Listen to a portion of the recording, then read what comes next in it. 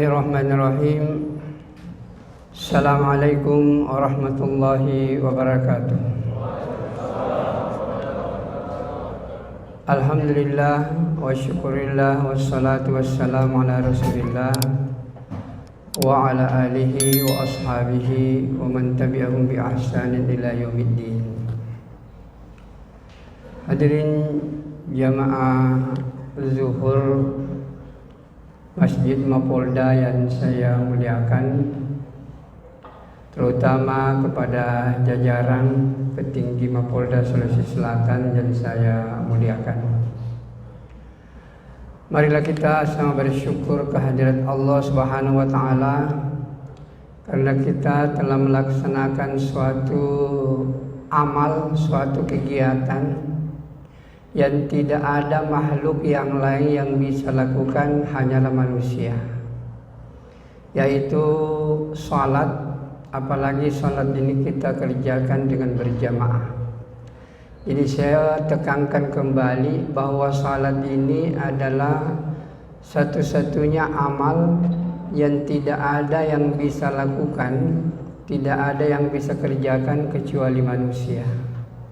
Tidak pernah kita melihat makhluk yang lain bisa mengerjakan sholat. Begitu tingginya kedudukan sholat ini. Dan sholat ini satu-satunya juga ibadah yang diterima di langit. Yang lainnya diterima di bumi melalui Jibril alaihi salam. Dan begitu hebatnya yang namanya sholat ini, itu dikatakan bahwa jangankan salat berjamaah atau salat lohor, Nabi katakan rakaatul fajri khairum minad dunya wa ma fiha. Salat 2 rakaat itu jauh lebih baik dibanding dengan dunia beserta seluruh isinya. 2 rakaat saja.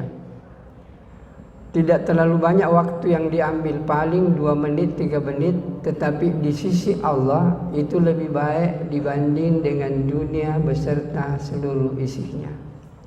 Maka hadirin yang dimuliakan oleh Allah Subhanahu wa taala, berbahagialah kita karena kita diberikan nikmat yang paling tinggi, yaitu nikmat iman. Satu orang yang beriman, hadirin yang mulia, itu jauh lebih mulia dibanding dengan dunia beserta seluruh isinya. Satu saja. Saya sampaikan ini supaya kita bersyukur kepada Allah. Allah berikan kita nikmat iman. Satu orang yang beriman di sisi Allah itu lebih mulia dibanding dengan dunia beserta seluruh isinya. Misalnya sewaktu Nabi Adam belum diturunkan ke bumi, maka satu orang yang beriman itu lebih baik dibanding dengan dunia ini. Jangankan satu orang yang beriman, hadirin yang mulia, satu perbuatan orang beriman itu sudah jauh lebih baik daripada dunia. Kita katakan tadi, salat 2 rakaat sebelum subuh itu lebih mulia dibanding dengan dunia beserta seluruh isinya. Maka alangkah indahnya kehidupan ini kalau keimanan yang ada dalam diri kita ini kita pelihara dengan sungguh-sungguh. Bahkan suatu ketika, hadirin yang dimuliakan oleh Allah Subhanahu wa taala, Nabi Musa alaihi salam itu meminta kepada Allah suatu zikir yang lebih hebat daripada kalimat yang ada dalam diri kita masing-masing yang menyebabkan kita beriman. Kita beriman ini karena di dalam diri kita ada satu kalimat yang kalau kalimat ini ditimbang dengan 7 lapis langit dan bumi, tidak ada apa-apanya itu 7 lapis langit dan bumi dengan kalimat ini. Dan kalimat ini ada di dalam diri kita masing-masing. Itulah dia kalimat tauhid, kalimat la ilaha illallah Muhammadur Rasulullah. Inilah kalimat yang sangat agung. Dan Musa alaihi salam minta kepada Allah, ya Allah berikan aku kalimat yang lebih khusus lagi. Maka Allah katakan, wahai Musa, seandainya 7 lapis langit dan bumi disimpang di satu timbangan dan kalimat la ilaha illallah ditimbang di tempat yang lain, maka kalimat la ilaha illallah ini jauh lebih berat. Maka hadirin yang dimuliakan oleh Allah Subhanahu wa taala, dan inilah yang harus diulang-ulang setiap hari. Dengan kalimat inilah kita lahir di dunia ini, dengan kalimat inilah Allah muliakan kita, dan ada lebih hebat lagi. Nabi katakan, man kana akhiru kalamihi la ilaha illallah dakhalal jannah. Siapa orang yang mampu mengucapkan kalimat la ilaha illallah, apakah lewat mulutnya atau dengan hatinya, maka Nabi katakan orang itu dipastikan masuk ke dalam surganya Allah Subhanahu wa taala. Maka hadirin yang dimuliakan oleh Allah Subhanahu wa taala, maka bersyukurlah kita dengan kalimat ini kita hadir di dunia, dan dengan kalimat ini kita mengabdi, dan dengan kalimat inilah kita akan meninggalkan dunia ini. Kalau ini yang kita lakukan, maka hadirin yang mulia, di dunia pun kita akan bahagia, dan di akhirat pun juga akan kita bahagia. Kemudian selanjutnya saya ingin mengingatkan kepada kita semua bahwa kita manusia ini bukan makhluk dunia. Kita ini sebenarnya adalah makhluk akhirat yang mampir sebentar di dunia ini. Nabi katakan a'maru ummati baina sittin wa sab'in. Umurnya umatku, kata Nabi, tidak terlalu panjang, paling-paling 60 atau 70 tahun. Padahal di akhirat nanti kita akan hidup bukan 70 triliun tahun, tetapi Allah katakan selama-lamanya. Maka hadirin yang dimuliakan oleh Allah Subhanahu wa taala, hadirnya kita di dunia ini hanya sebentar saja, dan itu adalah untuk menentukan di mana posisi kita nanti di akhirat. Karena kita ini adalah makhluk akhirat, kita harus paham bahwa di akhirat hanya dua tempat. Yang pertama adalah tempat yang penuh dengan kenikmatan, yang biasa kita sebut dengan surga. Yang kedua adalah tempat yang penuh dengan penderitaan, yang sering kita katakan dengan neraka. Di mana kita berada di salah satu dua tempat ini, apakah di surga atau di neraka, ditentukan dalam kehidupan dunia yang hanya satu kali ini saja. Tidak mungkin kita mengulang yang kedua kalinya. Dan kita hadir di dunia ini hanya untuk menjalani ujian. Yang namanya ujian, ada yang lulus, ada yang gagal. Taruhlah misalnya kalau seperti kami di kampus, kalau itu orang diuji, baru-baru ini kita ada mungkin 50.000 pendaftar, yang diterima paling 5.000-an, lebih sedikit. Yang gagal itu masih bisa mengulang tahun depan. Begitupun juga ujian-ujian lain, mungkin mau masuk polisi, mau masuk tentara, mau masuk ASN, itu diuji. Kalau dia lulus, alhamdulillah. Kalau tidak lulus masih bisa mengulang tahun depan. Tapi perlu dipahami hadirin yang mulia, yang namanya manusia ini diuji oleh Allah hanya satu kali ini saja. Kalau kita tidak lulus dalam kehidupan di dunia ini, maka itu fatal akibatnya. Maka kita akan sengsara, tidak punya batas waktu. Bukan 70 triliun, tetapi selama-lamanya. Maka hadirin yang dimuliakan oleh Allah Subhanahu wa taala, jadi oleh karena itu kehadiran kita di dunia ini sebentar, 60-70 tahun. Dan jika itu dikonversi dengan ayat, Allah katakan dalam Al-Quran, inna yawman 'inda rabbika ka'alfi sanatim mimma ta'udun. Satu hari kemudian sama dengan 1000 tahun ukuran dunia. Jadi kalau 1000 dibagi 24 hasilnya 41,6. Artinya 41 tahun dunia, 6 bulan itu baru 1 jam hari kemudian. Jadi kalau kita hidup di dunia ini sekitar 1,5 jam atau 2 jam lah.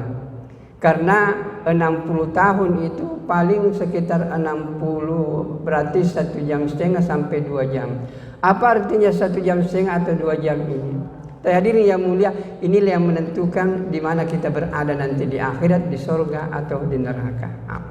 Apa materi ujiannya? Materi ujiannya itu adalah ketaatan kepada Allah.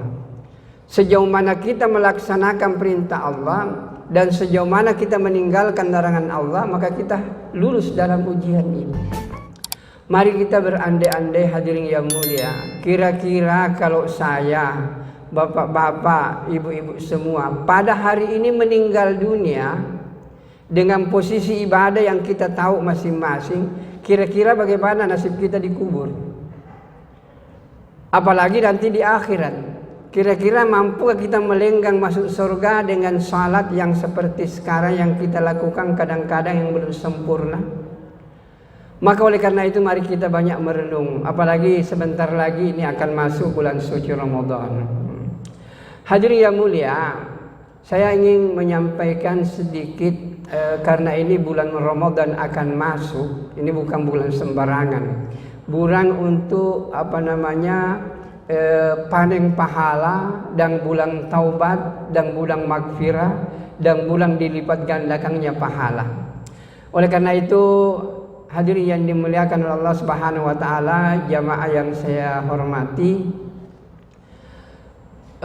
manusia dalam hidup ini, saya mungkin bapak-bapak dan jamaah sekalian punya rencana, tapi itu banyak rencana-rencana keduniaan. Saya ingin menyampaikan bahwa untuk akhirat, bapak-bapak, kita tidak bisa mempunyai motivasi yang kuat kalau tidak ada target yang akan kita capai, tidak ada rencana yang akan kita capai. Persoalan dunia saja, di mana-mana, mulai dari desa sampai kepada istana negara, semuanya bikin rencana, itu adalah untuk kehidupan dunia.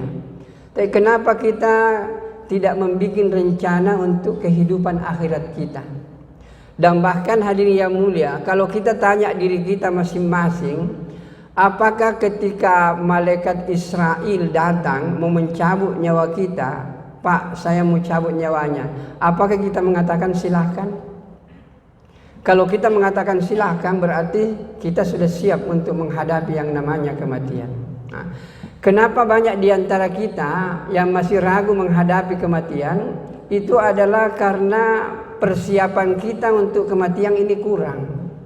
Ketika persiapan kita menghadapi kematian ini sempurna, Pak, tidak ada yang kita rindukan, tidak ada yang kita harapkan kecuali kematian itu sendiri. Dan bahkan kita menganggap kematian itu adalah indah dan kematian itu adalah menyenangkan. Maka hadirin yang dimuliakan oleh Allah Subhanahu wa taala, bagaimana kita menjemput kematian itu dengan indah dan meyakinkan? Maka inilah perlu kita bikin rencana, khususnya di dalam bulan suci Ramadan ini. Saya mengharapkan kita semua punya rencana untuk kebahagiaan akhirat kita masing-masing. Caranya sederhana, Bapak dan Ibu jamaah Masjid Mapolda yang saya muliakan. Pertama, apa yang kita inginkan? Semua orang punya daftar keinginan untuk memperbaiki diri.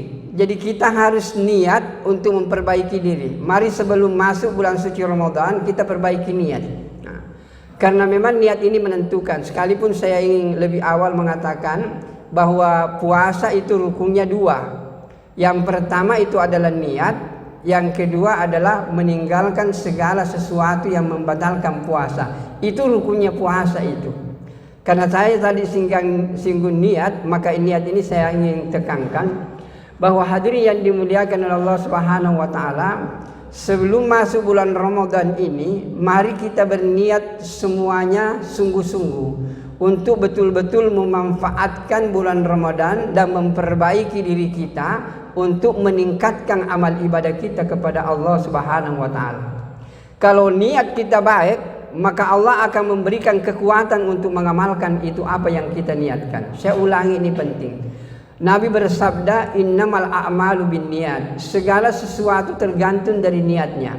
Sekarang mari kita perbaiki niat kita masing-masing, bahwa saya akan memasuki bulan suci Ramadan yang penuh dengan keberkahan ini untuk betul-betul mendekatkan diri kepada Allah dengan melaksanakan seluruh perintahnya dan meninggalkan larangannya. Kalau niat kita ini lurus, maka insya Allah Allah akan membantu kita untuk mengamalkan apa yang telah kita niatkan. Maka hadirin yang mulia, jadi supaya mudah, dan mungkin bapak-bapak apalagi yang biasa main di komputer, sebentar sekali untuk bikin rencana ini. Paling 2-3 menit selesai. Apalagi kalian mengerti program Excel, tulis saja begini hadirin yang mulia. Ada nomor urut, ada daftar keinginan. daftar keinginan, kita tulis berapapun yang kita inginkan untuk diri kita. Kemudian kita kontrol, setiap kita mau tidur kita kontrol daftar keinginan itu. Mulai tanggal 1 Ramadan sampai tanggal 30 Ramadan. Mungkin seperti ini. Dalam bulan Ramadan ini niatkan sungguh-sungguh Pak, saya mau melakukan salat berjamaah 5 kali sehari semalam. Tulislah di situ, salat lohor berjamaah, salat asar berjamaah, salat maghrib berjamaah, salat isya berjamaah, dan salat subuh. Itu program kita. Kemudian selanjutnya salat tarawih berjamaah. Kemudian kasih buka puasa. Nah, khusus untuk kasih buka puasa ini Bapak-bapak yang punya kelebihan rezeki dan bahkan yang pas-pasan, saya mengharapkan Bapak-bapak pada bulan Ramadan ini carilah masjid yang agak jauh-jauh mungkin dari pusat kota ini, yang tidak banyak orang yang memberikan sumbangan ke situ. Bapak memberikan satu dos minum itu yang isinya 48.